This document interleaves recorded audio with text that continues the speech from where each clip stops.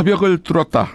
네, 지난 16일 트랙터를 끌고 전라남도와 경상남도에서 동군과 서군으로 나눠서 출발한 전봉준 투쟁단이 어제 서울 대통령 관저 앞 진입의 꿈을 이뤘습니다. 여러분, 어제 이분들이 남태령을 넘어서 한남동 공관까지 진입한 게 경찰과의 어떤 자존심 대결에서 이긴 정도가 아닙니다. 매우 역사적으로 큰 의미가 있습니다. 오마이뉴스와 민중의 소리 기사를 토대로 해서 어제 한남동까지 진출하게 된 전봉준 투쟁단의 쾌거, 그 의미를 한번 짚어보도록 하겠습니다. 어제 낮 4시쯤 서울 초입인 남태령 고개에서 무려 29시간 동안 경찰에 막혀서 투쟁을 벌이던 트랙터 행진단이 드디어 차벽을 뚫었습니다. 경찰이 버스를 치운 것이죠.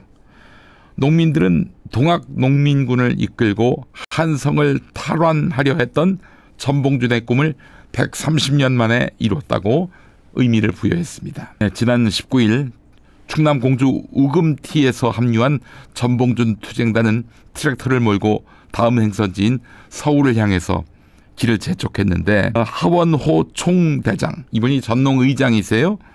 하원호 총대장은 130년 전 서울로 향하던 수많은 농민군이 이 고개에서 희생돼 한성 땅을 밟지 못했다라면서 이번엔 반드시 서울에 입성해서 윤석열 체포, 국민의힘 해체, 사회 대개혁의 꿈을 이루겠다, 이렇게 밝혔습니다. 하지만 대부분 서울 입성이 어렵고 목적지인 한남동 대통령 관저와 광화문 촛불 집회 장소까지 트랙터를 몰고 가기는 힘들 것이다, 이렇게 예측했습니다. 전봉준 투쟁단 참가자들은 그렇게 공주 우금치 고개에서 출정식을 갖고 서울을 향했는데요.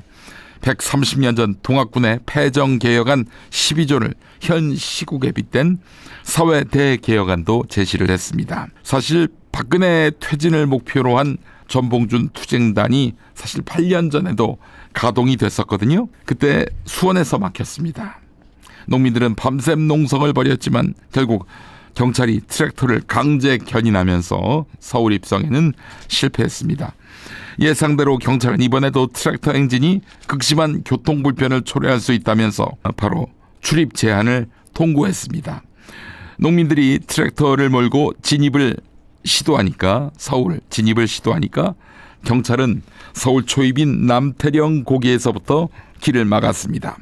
농민들은 이번에도 밤샘 농성을 벌이면서 대치했는데요. 하원호 총대장은 전농 지도부는 전원이 구속되더라도 물러서지 않고 한남동이든 광화문이든 갈 것이다, 이렇게 의지를 밝혔습니다. 경찰은 트랙터를 몰던 농민들을 강제로 운전석에서 끌어내리는 등 강력히 대응했습니다. 자, 이대로라면은 8년 전과 같이 트랙터 행진은 멈추는 듯 보였습니다.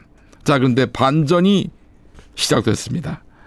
청년들과 시민들이 남태령으로 몰려온 거예요. 시민들은 농민들과 밤을 지새우면서 함께했습니다. 자, 근데 기적은 이게 끝이 아니었습니다. 밤샘 시위 현장에는 핫팩과 닭죽 등 후원 물품이 쇄도했습니다. 현장을 가지 못하는 시민들이 마음의 후원을 보낸 것입니다.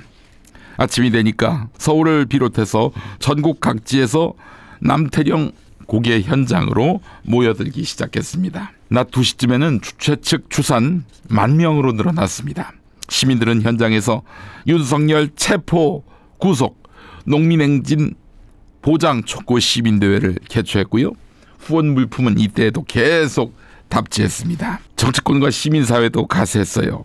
더불어민주당, 조국혁신당, 진보당, 야당 의원들이 대거 현장을 찾아서 경찰과 협상을 벌였습니다. 윤석열 퇴진 비상행동은 국가인권위원회에 긴급 구제를 신청했습니다.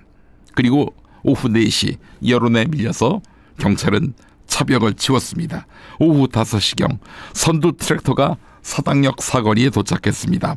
전봉준 투쟁단 등 트랙터 행진단은 저녁 6시 40분쯤 우레와 같은 박수를 받으며 윤석열이 있는 한남동 관저 앞에 도착했습니다. 그리고 저녁 7시까지 이 집회는 계속됐습니다. 하원호 대장 말씀이 이렇습니다. 130년 만에 전봉준 농민군의 꿈을 이뤘다. 시민들이 불가능했던 길을 열었다. 이렇게 말을 했습니다.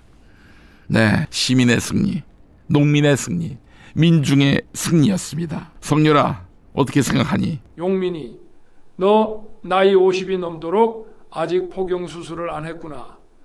부디 조카라. 어제 저녁에 시끄럽긴 하더라. 근데 그러면 뭐하니?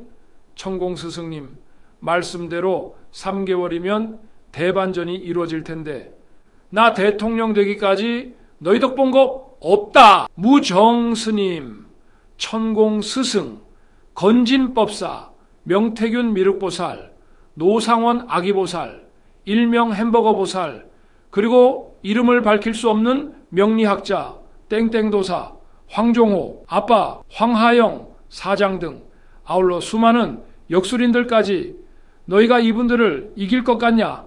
하여간 농민들까지 나서는 거 보니까 겨울에 농민들이 참 할 일이 없구나 이런 생각이 들었습니다. 그래서 내가 직무에 복귀하면 날이 추우면 농사를 멈추는 이 그릇된 관행을 척결할 거라고. 어떻게 하느냐? 지구온난화를 더욱 가열차게 추진하는 거지. 겨울에도 여름 같은 날씨를 만들고 말이지. 겨울에도 농사짓게 하겠다는, 좋잖아. 농가 소득도 늘고. 미안합니다.